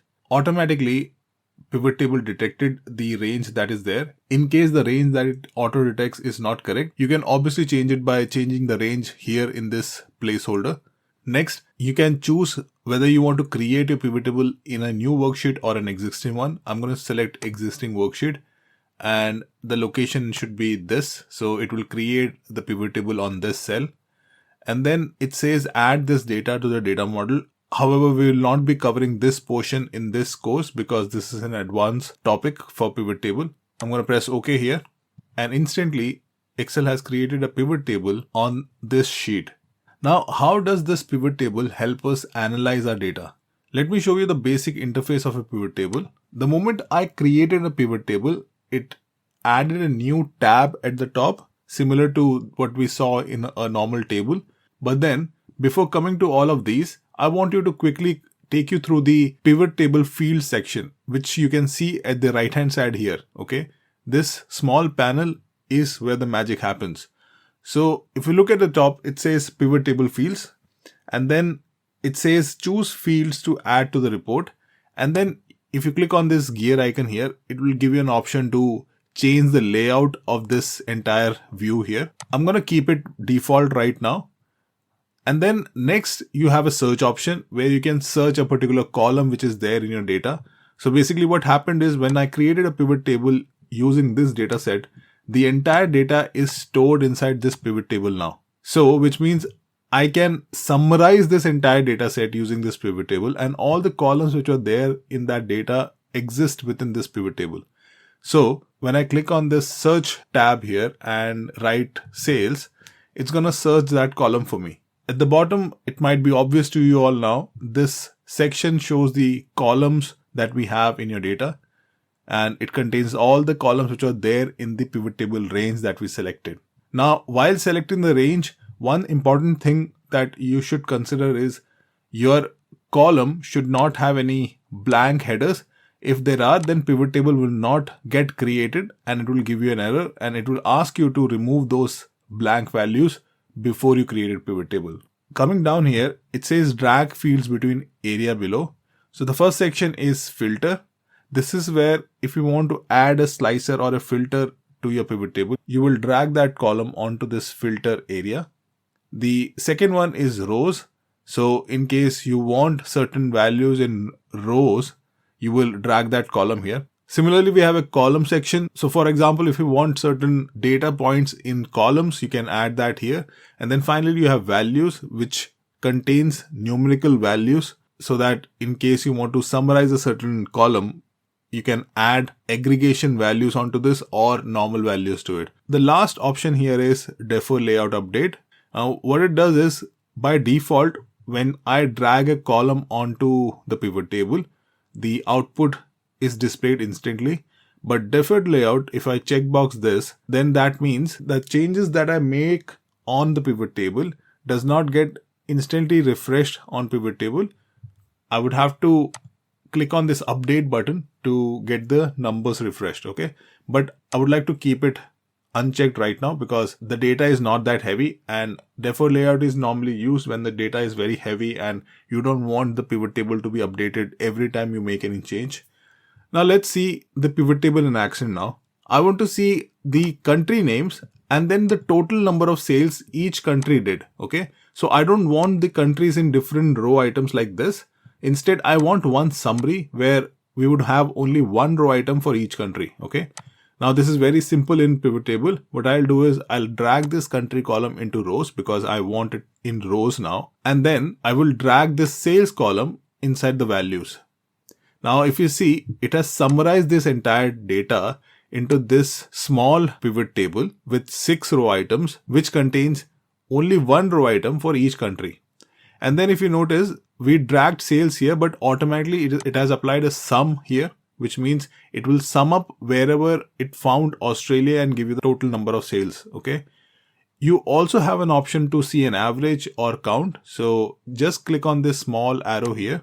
Then click on value field setting, and in this pop-up, instead of selecting sum, I can select count, I can select average, max, min, product, anything you want. Okay, so I'm going to select average now and press OK. So instantly it's now showing average of sales for that country. It's that simple.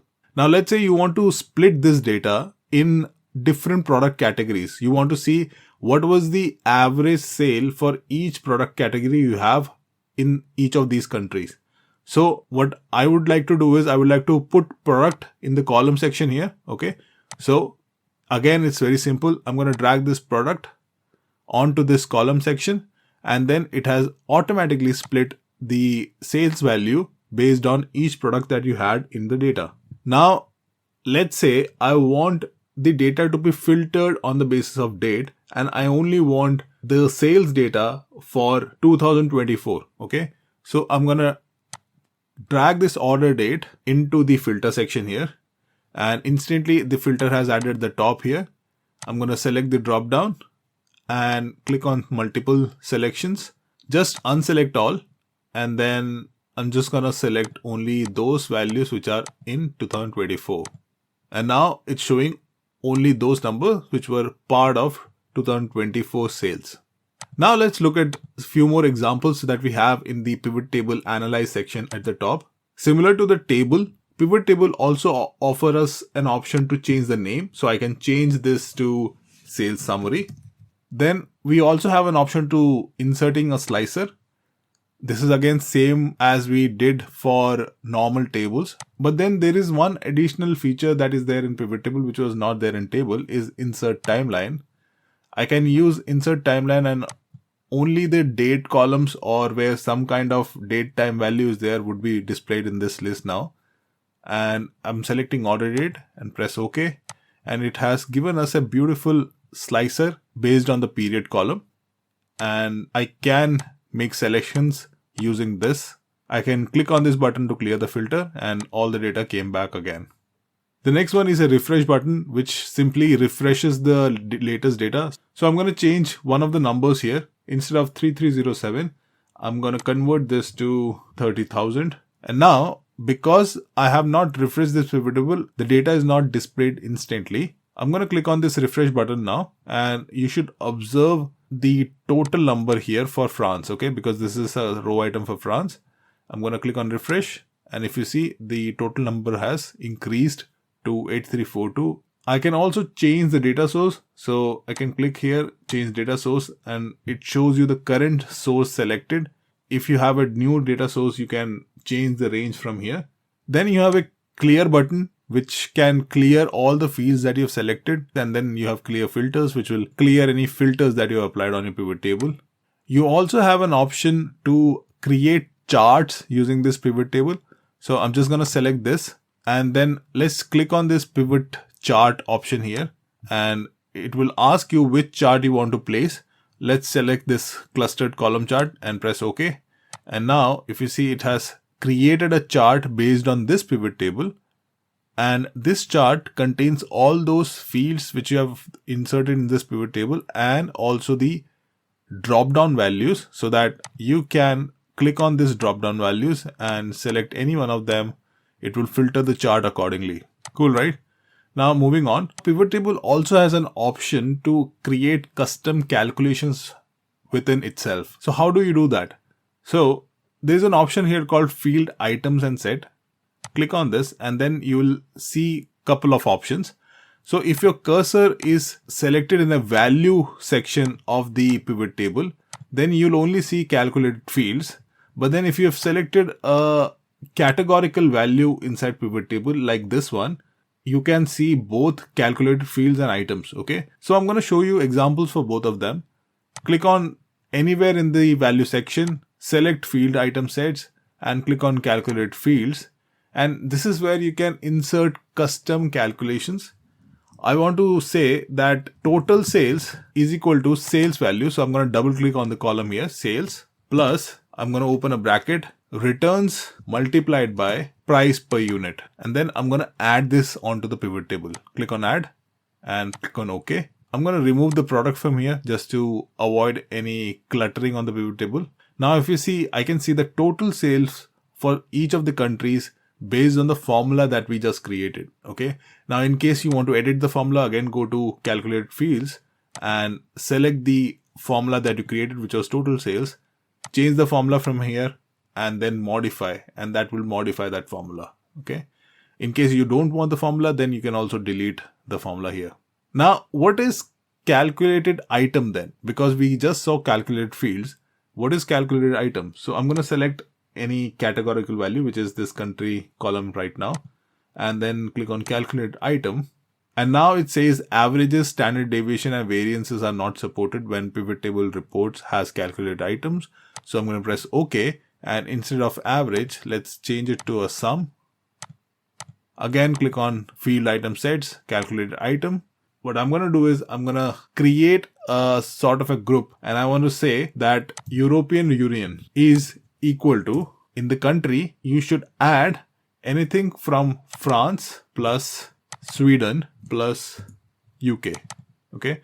So now if you notice the difference in calculated fields, you are adding or multiplying columns. In calculated items, you can add or perform certain calculations based on the items that are there within each column.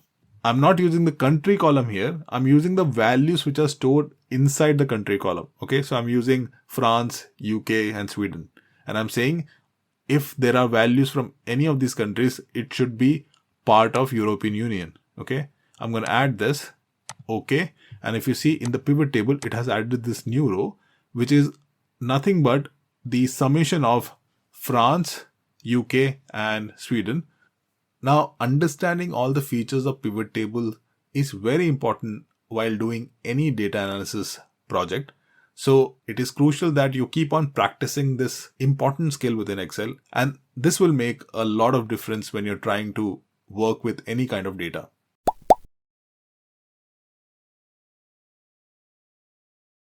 Now, this is the final module of this course where we will use the data that we have and create beautiful visualizations using all the charts which are available within Excel. So to start, what I'll do is I'll use the data that we created in our pivot table module, and let's copy the data that we created for our pivot table. I'm going to just copy paste this part here, not the entire pivot table. Otherwise, if I copy paste the entire pivot table, the pivot table will also get pasted in the other sheet. For now, I'm just gonna paste the data that pivot table created. So Control C to copy, come to a new sheet here, and then press Control V to paste. By the way, in case you want to paste just the values and not the formatting, wherein this blue header and bold headers will not be pasted, only the values will be pasted. In that case, you can just go to this paste section here and then select this paste value option. This will only paste the values without pasting all the formatting in it.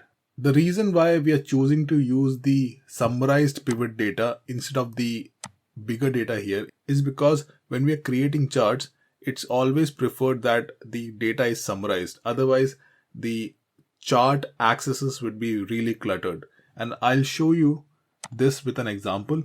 I'll also copy this data from here and let's paste that here. Okay. And now let's create our first chart. In order to insert or create a chart, you go to this Insert tab, and here you have a whole section dedicated towards chart. If you have selected the data here or the data range like this, there's an option called Recommended Charts. If you click there, it will recommend what kind of chart best fits with your data. So if you see, it is suggesting it can be a clustered column chart where the country names are at the bottom, and then in the series we have sum of sales and sum of total sales. Also, there's another chart which it's suggesting is this filled map chart where you have a world map and then these countries will be highlighted in that world map. Okay, and there are a couple of other charts which are being suggested. For now, I'm gonna just select this clustered column chart and press OK. And the moment you do that, it has inserted a chart for us. Now, we have seen this briefly when we were talking about pivot tables because we had an option there as well, which was pivot charts. But the key difference here is the chart that has been inserted here is not connected to any pivot table here. It's connected directly to the raw data, and it does not have those drop down filters which were there in pivot chart. So if I go back to the pivot table section here, if you see in this chart, you have this drop down for all the columns and values that we included in the pivot table. But here we don't have that. So in a sense, this is more flexible, but depending on your usage or depending on your requirements, you can choose either pivot chart or a normal chart. Now in this, the reason we are using a summarized data is because let's choose a different data here. I'm going to choose this data now. And in this, I'm going to select these two columns. So just click and drag the column that you want to select and then press Control. And then I'm going to click and drag this sales column as well. And now I'm going to go to Insert. And in this chart section, you can either choose recommended charts or you can select any of the charts that are present here. So if you see, this is the 2D column charts, 3D columns, right? And then we have line charts, we have pie charts, you have tree maps, histograms, scatter plots, and many other. So for now, I'm going to choose this 2D column chart here. Now, if you see, although the chart has been created, but the values are a bit deceiving because we have duplicate values in this x-axis here. So if you see France is repeating a couple of times, that is because the data that we're using is not a summarized data. Instead, we are simply fetching the raw data directly. Okay, so this chart is not useful for us to analyze or visualize our data. So I'm going to just delete this chart by selecting the chart here and press delete. I'm going to come back to this chart and I'm also going to delete this raw data from here. Let's place this chart here. Now, after you create your chart, there are a couple of options that are available. You can change each and every element that you see in this chart. Okay. So when you select this title here, you have an option to double click and change the title. So country sales. In case you want to add labels to your series here, which is sum of sales and total sales, you can do that. So I can click on this series here, which is the orange one, which says sum of total sales. Right click and click on add data labels. This will add the labels here. I can again right click, click on format data labels. And this will give you a whole lot of other options at the right hand side here. And what you can do is you can add a couple of other values in your data label. Right now it's only showing values. I can add category name, so it will add the country name here. Or I can add the series name, which will add the series that it is representing.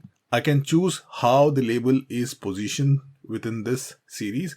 Right now it says outside end, which means it will be displayed after the series is ending. I can choose inside end to move it inside. I can choose center to move it center of the series here, or inside base to move it towards the base. And in the number section, you can format it and say this is a currency value. So I'm going to select currency, and then it has automatically formatted.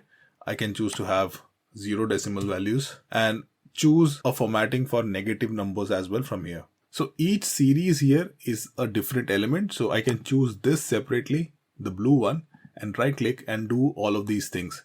In the data label, you also have a data callout. So when you click there, it will add a label which is in a callout icon kind of a view. Then when I selected this chart again, you see that the options at the right hand side changed.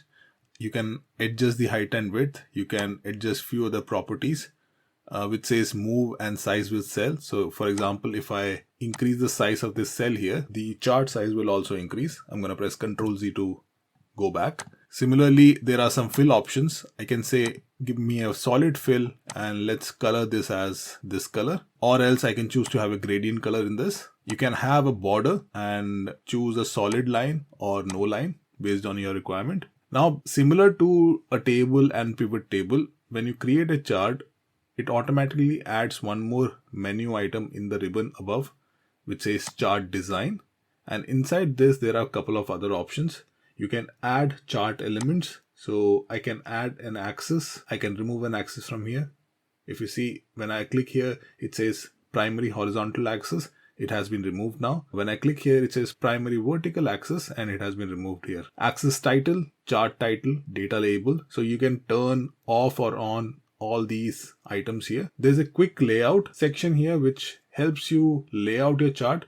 So if I select this one, you have your legends at the right hand side and the axis title accordingly. You can choose any of the styles which are given here. You can change the color of your chart to match your design theme, and you can also select a couple of inbuilt themes which are there for these charts by using this theme section here.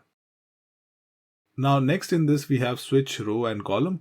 So right now if you see, the country is at the x-axis and the sales are at the y-axis. When I click on this, the axis has shifted. Now in the x-axis we have sum of sales, and then the country has moved to legends here. You can click on select data to change the data range. So in case your data has increased or maybe the range has shifted, you can change that from here.